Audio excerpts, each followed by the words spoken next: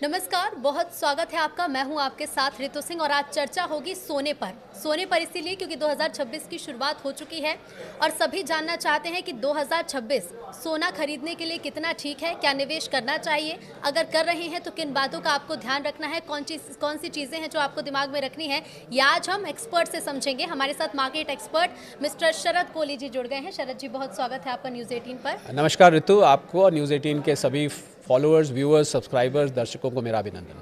बिल्कुल, तो शरद जी, सबसे पहला सवाल तो यही बनता है कि 2026 क्योंकि शुरू हो चुका है, गोल्ड में निवेश के लिए 2026 कितना सेफ रह सकता है? देखिए, उतार चढ़ाव तो बहुत देखने को मिलेंगे और जो लोग गोल्ड सिल्वर में इंटरेस्ट रखते हैं, अगर गोल्ड की बात हो रही है, पहले गोल्ड की करता हूँ, तो उतार चढ़ाव आपको मिलेंगे। क्योंकि क्या होता है कि गोल्ड को समझने के लिए हमें ये देखना होगा कि गोल्ड में कौन लोग निवेश करते हैं।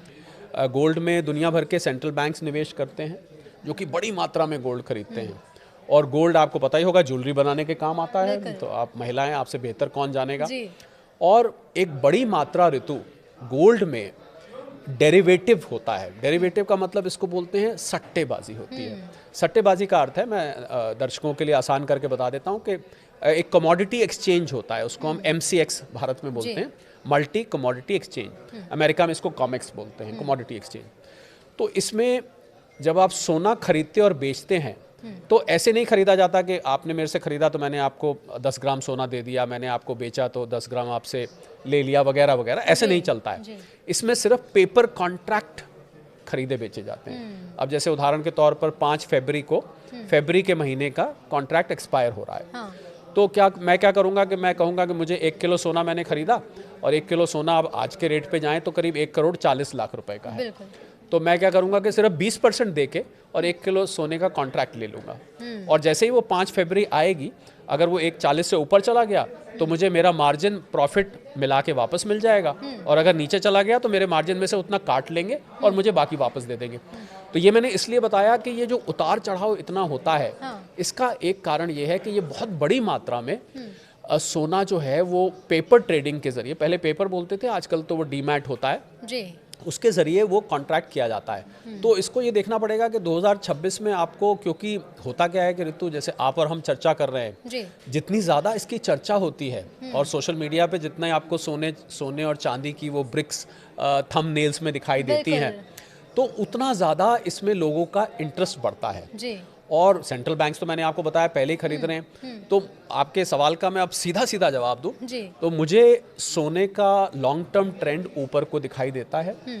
हो सकता है 2026 में बीच में कुछ दिन के लिए ठहर जाए, कुछ दिन के लिए थोड़ी करेक्शन आए, ये भी हो सकता है, पर लॉन्ग टर्म ट्रेंड ऊपर दिखता है। और इसका एक बहुत बड़ा कारण ऋतु मैं और बता दूं कि जो जियोपॉलिटिकल टेंशंस हैं, ये जो दुनिया भर में आपने विश्व युद्ध की बातें बार बार सुनाई दे रही हैं, अलग अलग देशों में युद्ध जैसे युद्ध जैसे हालात बन रहे हैं। अभी ट्रम्प साहब ने वेनेजुएला के लीडर को उठा लाया वहां से, और ईरान में चल ही रहा है। बिल्कुल, रूस यूक्रेन तो और घमासान हो चुका है। इनफैक्ट मैं क्योंकि जो लोग, और तो एक मजेदार बात मैं पहले बताऊं, जो लोग सोने और चांदी में इंटरेस्ट रखते हैं, उनको अंतर्राष्ट्रीय खबरों पर बहुत पैनी नजर बना के रखनी चाहिए। और मैं ये भी जोड़ दूं आपके चैनल पे कि भारत की जो इकोनॉमी के पैरामीटर्स होते हैं, पैमाने होते हैं, वो सोने और चांदी को ना के बराबर प्रभावित करते हैं। इस बात, ये बहुत इंपॉर्टेंट बात है। यानी कि भारत ने कोई आर्थिक नीति बनाई, बजट आया, अक्षय तृतीया आया, धनतेरस आया, शादी का सीजन आ गया, इससे सोने चांदी की कीमत में बहुत ही मामूली फर्क पड़ता है। हाँ, रुपया कमजोर हो तो थोड़ा यहाँ पर महंगा होता है। तो आप इन अंतर्राष्ट्रीय खबरों पर नज़र बना के रखिए। अगर वाकई में, मैं सबको आज ये हिदायत देना चाहूँगा, अगर आप सोने के शौकीन हैं और सोने में निवेश के शौकीन हैं, तो आपको अंतर्राष्ट्रीय खबरें आज से ही ट्रैक करनी शुरू कर देनी चाहिए। मैंने इसलिए जिक्र किया कि शायद कम लोग जानते हैं इस बात को कि रशिया के पास एक मिसाइल है, उसका नाम है ऑर्शनिक। और रशिया का एक पड़ोसी देश है, उसका नाम है बेलारूस। उसका बहुत घनिष्ठ मित्र है। उसने अपनी ऑर्शनिक मिसाइल को बेलारूस में, क्योंकि बेलारूस यूरोप के और नज़दीक है, वहाँ पर तैनात कर दिया है। और यूरोप के जो बड़े देश हैं, जिसमें फ्रांस में पेरिस उसका कैपिटल है, यूके का कैपिटल लंदन है, जर्मनी का कैपिटल बर्लिन है, पोलैंड का कैपिटल वॉर्सो है, मैं 4 नाम ले रहा हूँ, और भी देश हैं, उसने इसको निशाना साध दिया है उन देशों की तरफ और ये मिसाइल न्यूक्लियर हेड कैरी करती है। आप समझ सकते हैं कि कितनी खतरनाक परिस्थिति है। हम लोग ना यहाँ पर क्या है ऋतु, हम लोग अपने देश की खबरों में इतने खो जाते हैं। इंटरनेशनल मामलों में ध्यान ही नहीं दे रहे। लालू प्रसाद जी क्या कर रहे हैं, तेजस्वी क्या कर रहे हैं, अखिलेश जी क्या कर रहे हैं, हमारे नीतीश बाबू क्या कर रहे हैं, हमारे छत्तीसगढ़ में क्या हो रहा है, एमपी में क्या हो रहा है, राजस्थान में, कि हम अंतर्राष्ट्रीय खबरों को भूल ही जाते हैं, जबकि दुनिया तो बहुत बड़ी है।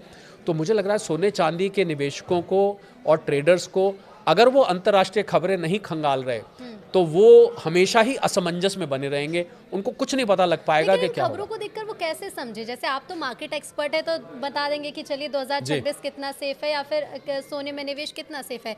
लोगों ने देखना शुरू भी किया है तो वो उससे कैसे आकलन कैसे करें कि निवेश ठीक है या नहीं? बहुत आसान है ऋतु, बहुत आसान है।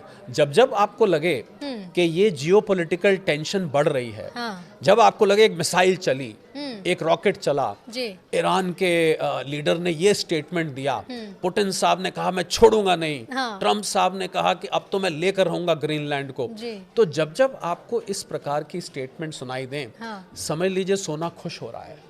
खुश हो रहे का मतलब है कि समझ लीजिए कि सोना ऊपर जा रहा है। तो कुल मिला के अगर दूसरी भाषा में कहे तो जब जब जियोपॉलिटिकल टेंशन बढ़ेगी, सोना और चांदी आपको ऊपर जाते हुए दिखाई देंगे। तो एक तो दर्शक इस बात का ट्रैक रख सकते हैं, एक और वो ट्रैक रख सकते हैं, डॉलर को भारतीय रुपए के खिलाफ नहीं, पर बाकी 4 करेंसीज का मैं नाम ले रहा हूं, Swiss franc, euro, Japanese yen और ब्रिटिश पाउंड। इन 4 करेंसीज के खिलाफ अगर आपको डॉलर कमजोर होता दिखाई दे, समझ लीजिए सोना रॉकेट होने के लिए तैयार है। तो ये दर्शकों को नोट कर लेना चाहिए कि भारतीय करेंसी के अलावा जो 4 आपने नाम बताया, अगर इनके खिलाफ डॉलर जा रहा है तो कमजोर हो रहा है। और पिछले 1 साल में ऋतु मैं बताऊंगा, पिछले 1 साल में 50 साल में सबसे ज्यादा गिरावट इन 4 करेंसीज के खिलाफ आई है। रुपए के मुकाबले तो 90 से ऊपर चल रहा है। मुझे लगता है कि कोई दर्शक ध्यान भी नहीं देते होंगे कि दुनिया में क्या चल रहा है, और हम सोने में अगर निवेश करें तो हमें किन चीजों पर ध्यान देना है। बहुत काम की चीज यही बताना। और एक खबर और पर नजर रखें, अगर कहीं से रख सका, मुझे लगता है न्यूज़ 18 से बढ़िया कोई प्लेटफॉर्म नहीं है जो आपको ये बताएगा। आप ये ध्यान रखिए कि सेंट्रल बैंक्स दुनिया के, सेंट्रल बैंक कहते हैं जैसे भारत में रिजर्व बैंक है, अमेरिका में फेडरल रिजर्व है, इंग्लैंड में बैंक ऑफ इंग्लैंड है, अगर ये सेंट्रल बैंक्स कभी भी अपने सोने के भंडार बेचने शुरू करते हैं तो आपको एक निवेशक के तौर पे उसमें से पतली गली में से बाहर निकल जाना चाहिए। आपको बेच के एक तरफ हो जाना चाहिए, क्योंकि ये बहुत बड़ी मात्रा में बेचेंगे और एकदम प्राइस करेक्शन आ सकता है। तो मैंने देखिए आपको 3-4 ऐसे पैमाने बता दिए हैं। अगर आप न्यूज़ खंगाल के या न्यूज़ 18 के जरिए अगर आप ये निकाल लें तो आप हमारा सिर्फ पॉडकास्ट देख लीजिए, आप समझ जाएंगे कि गोल्ड में निवेश कितना सेफ है। अच्छा, भारतीय बाजार की अगर हम बात करें, क्योंकि खरमास खत्म होने वाला है, शादी का सीजन शुरू होगा। हालांकि जिनकी शादी होने वाली उन्होंने तो गोल्ड खरीद लिया होगा, लेकिन उसके बाद हम देखते हैं कि शादी का सीजन शुरू हो जाता है तो गहने खरीदने वाले लोगों की संख्या बढ़ जाती है। सब अपनी बच्ची को गहने देना चाहते हैं, गोल्ड में निवेश भी करते हैं। और आजकल तो लोग, महिलाएं खासतौर पर जो हमें देख रही होंगी, वो तो ये समझ रही होंगी कि महिलाओं के लिए निवेश मतलब है गहने खरीद लो कि उनको पहन भी लो, और उसके बाद जब रेट बढ़ेंगे तो उसके भी बढ़ जाएंगे। इसका बाजार पर कितना असर पड़ता है? जब शादी का सीजन आ जाता है तो बाजार में तेजी आएगी क्योंकि रेट भी बढ़ रहे हैं, या फिर रेट बढ़ रहे हैं तो इस बार बाजार थोड़ा सा कमजोर नजर आएगा भारतीय बाजार? कुछ 100 रुपए का फर्क पड़ता है भारत में शादी के सीजन से। और शादी वालों को तो मैं सलाह दूंगा, अब तो बड़े बड़े ज्वेलरी ब्रांड्स जो हैं उन्होंने ऋतु लो कैरेटेज ज्वेलरी निकाल दी है। आप 22 कैरेट का मत लीजिए, आप 18 का ले लीजिए, 9 का ले लीजिए, आप 14 कैरेट का ले लीजिए, आप उससे ले सकते हैं। ज्वेलरी में निवेश नहीं करना चाहिए, क्योंकि ज्वेलरी को आप निवेश करेंगे तो आपका मेकिंग चार्जेस कट जाएगा और आपकी उसमें इम्प्योरिटी, जिसको गांव की भाषा में खोट कहते हैं, वो खोट निकाल दी जाती है, तो उससे आपका रिटर्न उसमें कम हो जाता है। तो अगर आपको गोल्ड लेना है निवेश के लिए तो आप बिस्किट्स ले सकते हैं, कॉइन्स ले सकते हैं, और सबसे अच्छा तरीका तो ऋतु ETF है। तो जहाँ तक आपने शादी की बात करी, मुझे लग रहा है आप शादी जो लोग कर रहे हैं उनको समझ में आ गया है कि भैया अगर किसी ने अपनी बेटी को मान लीजिए 5 तोले देना था, 50 ग्राम देना था, अब वो बेचारे 10 ग्राम ही मुश्किल से खरीद पा रहे हैं या 20 ग्राम खरीद पा रहे हैं। तो कोई बात नहीं, मुझे लग रहा है, देखिए तो आप ये बात मानेंगे, आप महिलाएं, आप इस बात से कुछ को समझ सकती हैं। आप जब शादी में पहन के जाते हैं और रील बनानी होती है, फोटो खिंचवानी होती है, थोड़ी ना कोई पूछता है ये मैडम जरा बताइए कितने कैरेट का आपने पहना हुआ है, ऐसे कौन पूछता है। आपने उस टाइम सजा और आपने उसको फोटो खिंचवाई, रील खिंचवाई, तो आप गहने को लो कैरेटेज का लगे।